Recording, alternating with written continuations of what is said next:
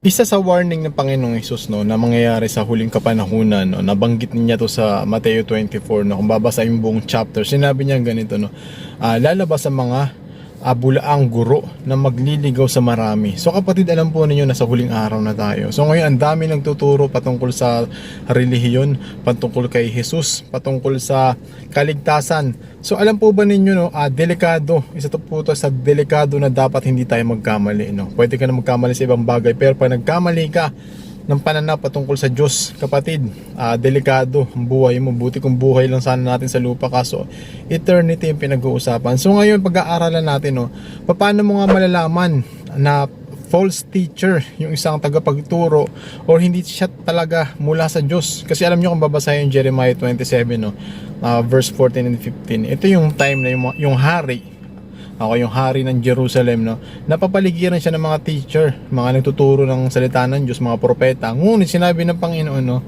yung mga nagpa-prophesy sa'yo ay mga sinungaling. Hindi ko sila isinugo o inutusan man lang.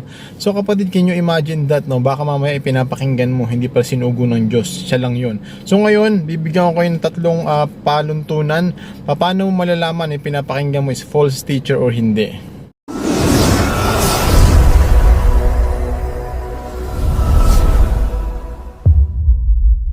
Number one na dapat mong tandaan na false teacher tong tao na to, or preacher na to, or sekta, or religion na to, pag nagtuturo sila ng kasinungalingan patungkol sa pagiging Diyos ni Jesus. Tandaan po ninyo yan, pag may nagtuturo na si Jesus ay hindi tunay na Diyos, kapatid, false teacher yun. Unang-una, pakalinaw ng Biblia, sinabi sa John 1:1, representing the Trinity, sinabi, in the beginning was the Word.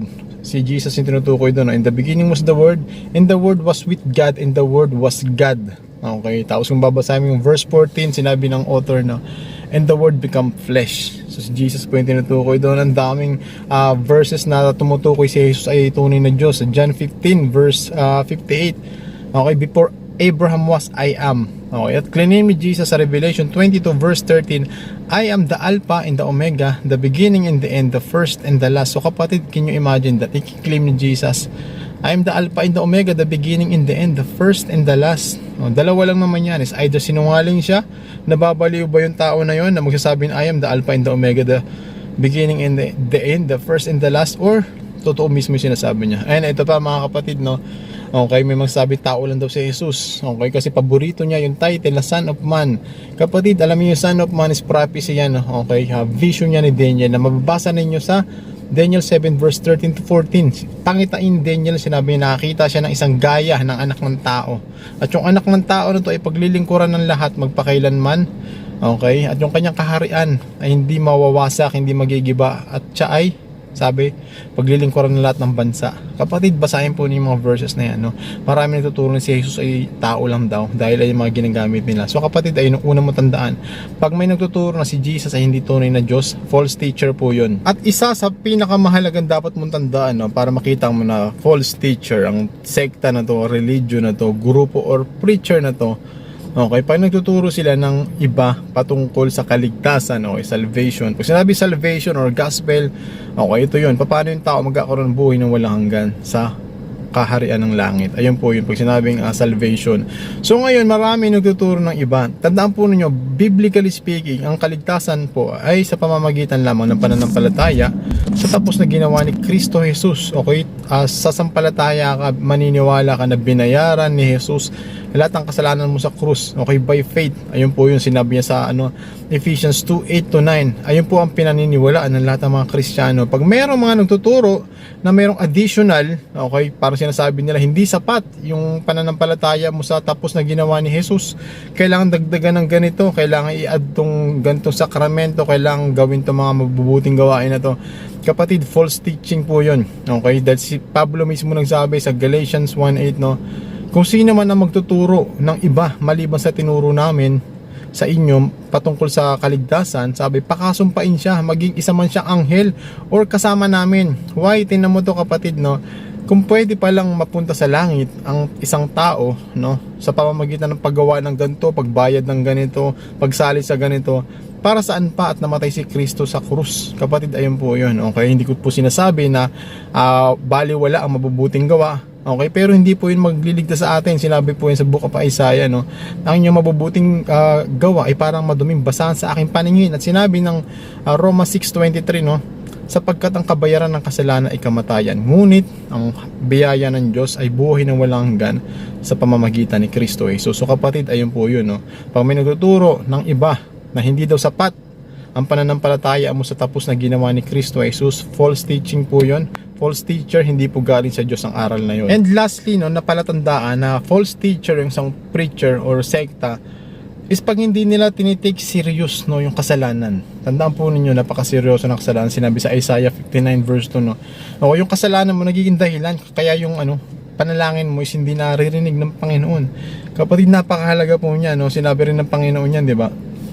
Ang kanyang mata ay banayad para tumingin sa kasalanan. So ngayon, marami mga nagtuturo, no, always make you feel good, no, na wala na yung judgment sa preaching nila, wala na yung hell, wala na yung righteousness, wala na yung holiness, puro na lang encouragement. Kapatid, no, delikado po yun. Napakahalaga po na ituro sa mga churches kung paano mamuhay ng banal.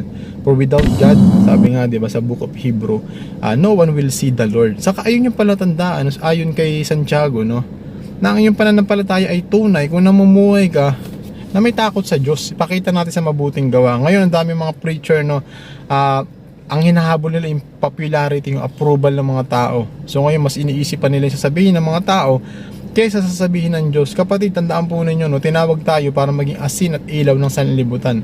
So kung mayroong mga preacher, no, sinasabi nila, yung kasalanan, ano mo yan, kahit magkasala ka, mahal ka pa rin ng Diyos. Well, totoo po yun, mahal tayo ng Diyos, no, walang makakaagaw sa atin sa pagmamahal ng Diyos. Ngunit kapatid, iba yung namumuhay sa kasalanan. Tandaan po ninyo, iba yung namumuhay sa kasalanan. Sa nagkakasala, as a Christian, magkakasala at magkakasala tayo, no, hanggat nabubuhay tayo. We are under the sanctification process ng Panginoon until sa glorification. Pero kapatid, kailangan natin mag-effort, kailangan natin iwanan yung lifestyle ng mga kasalanan. Hindi yung sinasabing Christian pa rin tayo, pero nagiinom pa rin, nagyoyosi pa rin, nagbibisyo pa rin. Okay, wala silang pake sa kasal. Usong-uso po ngayon sa panahon natin yan. Kapatid, ayun po yung palatandaan na isa, no, okay, sa false teacher, yung isang tagapagturo, kung hindi niya ginagawang big deal yung kasalanan. So ayun mga kapatid, no, I hope and I pray, no, na tayo po is maging masigasig, no. Paano natin to malalaman, no? Kailangan lahat ng preacher, no, wag po tayo umasa lamang sa mga preacher, no. Gayahin po natin yung mga Bereans, no. Pinagmalaki ni Pablo yan, no, yung mga Bereans. Sinabi, yung mga Bereans, pag uwi nila, chine-check nila, okay, kino-cross-examine nila, Bible examine nila, kung tama ba yung sinasabi ng preacher na to ayon ba sa salita ng Diyos. Okay, kapatid, tandaan po ninyo, pinadala ng Panginoong Hesus ang kanyang Espiritu, the Holy Spirit, no, andi dito, the advocate, no, para tulungan tayo mamuhay ng tama. At sinabi sa John 16 verse 13, no, pag ang Espiritu ng katotohanan ay dumating, okay, sabi, He will lead you, He will guide you into all truth. Kapatid, habang nagbabasa ka ng Biblia, habang nakikinig ka ng mga preacher, yung Espiritu mo dapat naka-tune in sa Holy Spirit. So kapatid, I pray and I hope na may natutunan ka sa araw to. Kung bago ka dito, please consider subscribing, no. Okay, and abangan po niyo yung masulat yung video. God bless.